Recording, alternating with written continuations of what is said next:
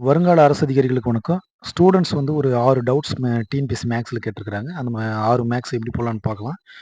Problem அ √5/√6 + 2 -√5/√6 - 2ன்னு குடுத்துருக்காங்க.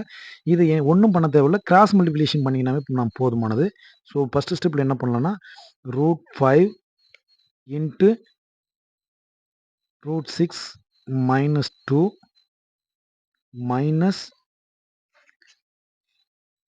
√5 * √6 + 2 by கீழ இருக்கிறது அத 2யும் அப்படி பெருக்கலாம். √6 + 2 * √6 - 2 அப்ப என்ன வரும்? √5 * √6னா √30. √5 * -2னா -2 √5 -√30 -2 √5 பை இது a + b * a - b வடிவில இருக்கு. So a² - b². So 6 - 4. So இந்த √30யும் இந்த -√30 கேன்சல் ஆயிரும். ஸோ -4 √5 பை 6 - 4னா 2. So 2 2 2 2 4. So -2 √5 answer. So C is the exact answer. Next question. √128 - √98 + √18 கொடுத்துருக்காங்க. ஸோ இதை வந்து நம்ம சிம்பிளிஃபை பண்ண சொல்லியிருக்காங்க. இப்போ √128 நம்ம எப்படி எழுதலாம்னா √64 * 2ன்னு எழுதலாம். அதே போல் √98 49 * 2ன்னு எழுதலாம். 18 வந்து √9 * 2ன்னு எழுதலாம். அப்போ √64ஓட வேல்யூ வந்து 8. ஸோ 8 √2ன்னு வரும். அதே போல் -√49ஓட வேல்யூ வந்து 7 √2 ப்ளஸ் √9ஓட வேல்யூ வந்து 3 √2. ஸோ இப்போ 8 √2 இருக்கு, எங்க ஒரு 3 √2 இருக்கு. ஸோ 11 √2 -7 √2. ஸோ 11 - 7னா 4 √2. இங்க 4 √2ன்னு ஆன்சர் இல்லை. ஸோ அதை எப்படி நம்ம மாற்றலாம்? 4 வந்து ரூட்டுக்குள்ளே கொண்டு போனோம்னா 16 மாறும். 16 × 2. So √32. √32 is the answer. So D is the exact answer. Next question. ஒரு வகுப்பில் உள்ள மாணவர்கள் மற்றும் மாணவிகளுடைய விகிதம் 5:3 கொடுத்துருக்காங்க. அப்ப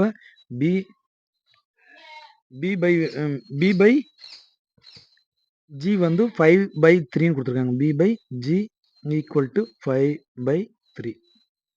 அதே போல அந்த ஒரு தேர்வுல 16% மாணவர்களும் 8% மாணவர்களும் ஃபெயில் ஆயிருக்காங்க. அப்ப பாஸ் பண்ணவங்க எவ்வளவு? பாய்ஸ்ல பாஸ் பண்ணவங்க 84% பாய்ஸ் பாஸ் பண்ணியிருப்பாங்க. 84% ஆஃப் பாய்ஸ் வந்து பாஸ் பண்ணியிருப்பாங்க. அதே போல கேர்ள்ஸ்ல 8% வந்து ஃபெயில் ஆயிருக்காங்க. அப்ப 92% ஆஃப் கேர்ள்ஸ் வந்து பாஸ் ஆயிருப்பாங்க. ஸோ நமக்கு என்ன வேணும்னா மொத்த ஸ்டூடெண்ட்ஸ் வந்து B+G தான் மொத்த ஸ்டூடெண்ட். அப்ப நம்மளுக்கு பாஸ் பண்ணவங்களுடைய பர்சன்டேஜ் வேணும்னா பாஸ் பண்ணவங்களுடைய பாஸ் பர்சன்ட் ஈக்குவல் டு B+Gக்கு மொத்த மாணவர்கள் எவ்வளோ? இதுல பாய்ஸ் வந்து 84% ஆஃப் பாய்ஸ், கேர்ள்ஸ் வந்து 92% ஆஃப் கேர்ள்ஸ் இவ்வளோ இருக்கிறாங்க. இன்ட்டு 100க்கு. So 84% P. அந்த இப்போ பிஏ வந்து நம்ம என்ன பண்ணலாம்னா ஏதாவது பிஏயோ அல்லது ஜிஏயோ ஏதாவது ஒரு வேல்யூக்கு மாற்றிக்கலாம். அப்போ B/G = 5/3 இருக்கு. அப்போ அதில் பி மட்டும் எடுத்தோம்னா B = 5/3 G நம்ம எடுத்துக்கலாம். ஸோ அப்போ பி இருக்கிற இடத்துல 5/3 Gன்னு சப்ஸ்டியூட் பண்ணுங்கன்னா 84/100. ஏன்னா பர்சன்டேஜ்னா 100 into 5/3 G plus 92/100 G by பிக்கு வந்து 5/3 G ப்ளஸ் G இன்ட்டு 100. இதை சிம்பிளிஃபை பண்ணலாம். சிம்பிளிஃபை பண்ணால் என்ன வருதுன்னு பார்க்கலாமுங்களா? 4 2 6 மீதி 2 24. 24னா 8 24. So 24 28 140. 140/100 G plus 92/100 G by 5/3 G plus Gன்னு இருக்கு. அப்போ 8/3 Gன்னு எழுதலாம். இன்ட்டு 100. அப்புறம் என்ன வரும்? 140ன்னு 92 ஆட் பண்ணோம்னா, 232 ஜி பை 100. இங்க கீழ இருக்கக்கூடிய பிராக்ஷன் மேல போச்சுன்னா ரெசிப்ரோக்கலா மாறும். So 3/8 G into 100. இந்த ஜியும் கேன்சல் ஆகும்.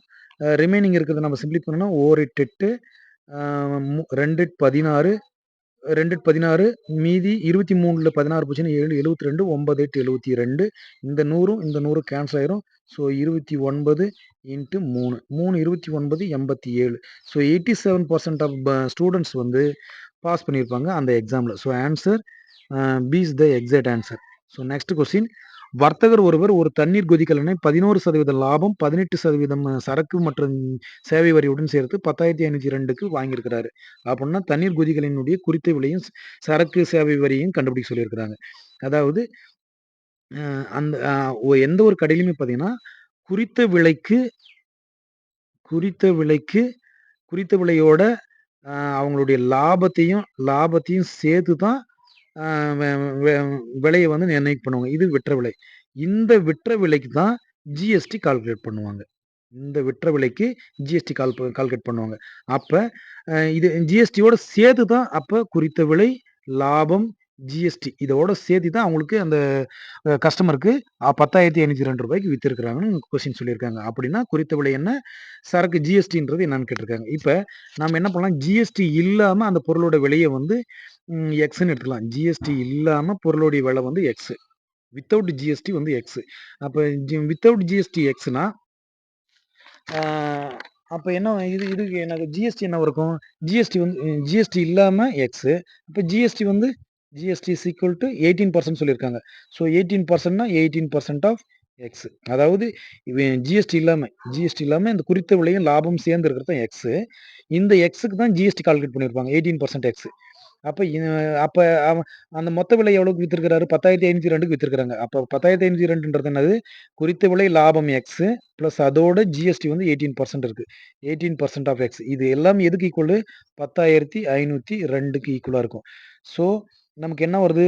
118 பை 100 எக்ஸ் ஈக்குவல் டு 10,502 இருக்கும். ஏன்னா இந்த 18%ன்றது 18/100ன்னு எழுதலாம். 18 பை எக்ஸ் பிளஸ் 18/100 எக்ஸ்ன்றத நம்ம இப்படி மாத்தி எழுதலாம்.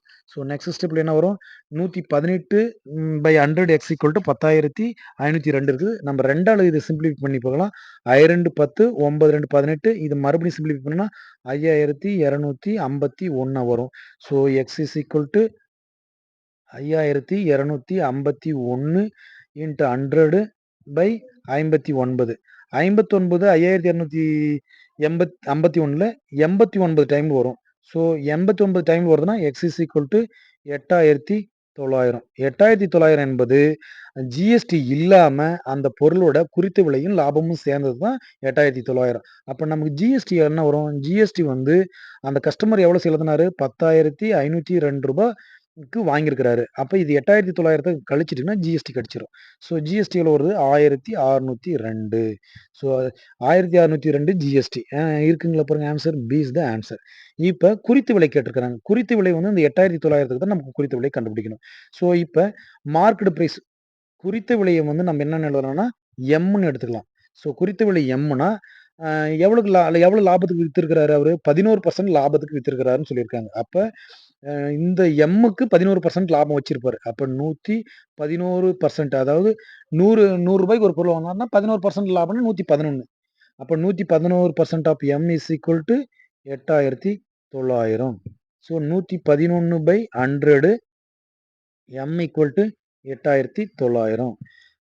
இது என்ன பண்ணலாம்னா M is equal to 8,900 into 100 by 111. 8,900/111னா இத நம்ம என்ன பண்ணலாம்? இது சிம்ப்ளிஃபை பண்ணும்போது நமக்கு என்ன என்ன கிடைக்கும்னா 80.18ன்னு கிடைக்கும். இத வந்து நீங்க வகுத்து செக் பண்ணி பார்த்துக்கோங்க. 80.18 மறுபடியும் 80.18 அப்படின்னு போயிட்டே இருக்கும் அந்த வேல்யூ. நீங்க செக் பண்ணி பார்த்துக்கோங்க.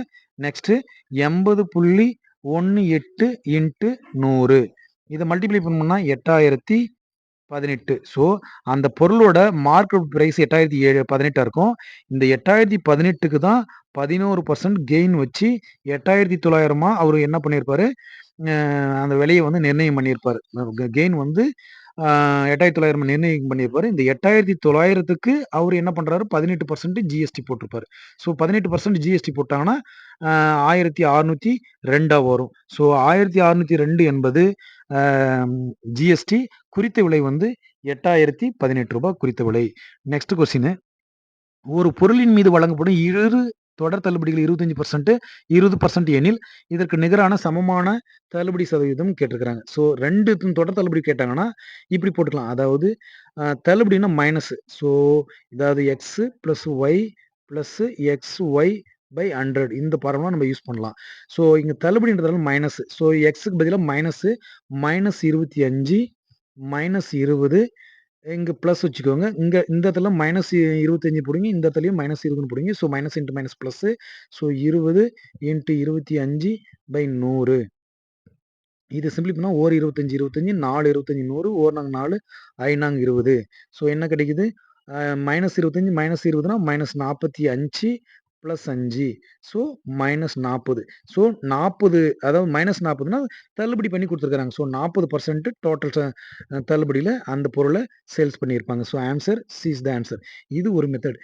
இப்ப இன்னொரு மெத்தட்ல எப்படி போடலாம்னா, அந்த பொருளுடைய அ மார்க்டு பிரைஸ் அந்த பொருளோட விலை வந்து எக்ஸ்ன்னு வச்சுக்கலாம்.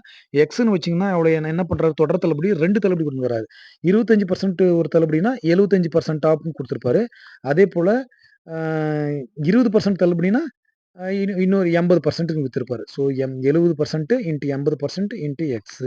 ஸோ இத சிம்ப்ளி பண்ணோம்னா 4 20 100 I 20 4 20 80 I 20 100 ஓரஞ்சு 5 15 5 75. So 4 15 60 by 100. அதாவது கீழ 100 இருக்கிற மாரி நம்ம வச்சுக்கணும். So 60/100 X. ஸோ 60/100 எக்ஸுக்கு அந்த பொருள் வந்து எக்ஸ் விலகி உள்ள பொருள வந்து எவ்வளோன்னா 60%க்கு வித்திருப்பாரு. அதாவது 60% ஆஃப் எக்ஸுக்கு வித்திருப்பாரு. 60% ஆஃப் எக்ஸுக்கு வித்திருப்பாரு. 75% அதாவது 25% 20% தள்ளுபடி குடுத்திருந்தாருன்னா, அந்த பொருள வந்து 60% ஆஃப் எக்ஸ்க்கு வித்திருப்பாரு. அப்ப எவ்வளோ குறைச்சிருக்கிறாரு? 40% குறைச்சு வித்திருக்கிறாரு. So 40% answer. ஸோ ஆன்சர் வந்து C is the answer. Next question. ஒரு தொட்டி வந்து 5ல 2 பங்கு நிரம்பியுள்ளது. தொட்டியில் 16 லிட்டர் தண்ணீர் இருக்கு. தண்ணீர் சேர்த்தனா 7ல 6 பங்கு நிரம்பும்னு சொல்லியிருக்காங்க. அப்படின்னா தொட்டியினுடைய கன அளவு என்னன்னு கேட்டிருக்காங்க. தொட்டியினுடைய கன அளவு வால்யூம் ஈக்குவல் டூ எக்ஸ்ன்னு நம்ம எடுத்துக்கலாம். எக்ஸ் லிட்டர்ன்னு எடுத்துக்கலாம். எக்ஸ் லிட்டர்ன்னு எடுத்துட்டோம்னா, இப்ப என்ன பண்ணியிருக்காங்கன்னா, அது ஆல்ரெடி என்ன ஃபர்ஸ்ட் ஸ்டேஜ்ல வந்து 5ல 2 பங்கு நிரம்பியிருக்குது. 5ல 2 பங்கு நிரம்பியிருக்குது. அதாவது 5ல 2 பங்கு ஆஃப் எக்ஸ் வந்து நிரம்பியிருக்கு. இதுல 16 லிட்டர் வந்து தண்ணிய ஃபில் பண்றாங்க. 16 லிட்டர் தண்ணி ஃபில் பண்ணாங்கன்னா, அது எவ்வளோ நிரம்புது மறுபடியும்?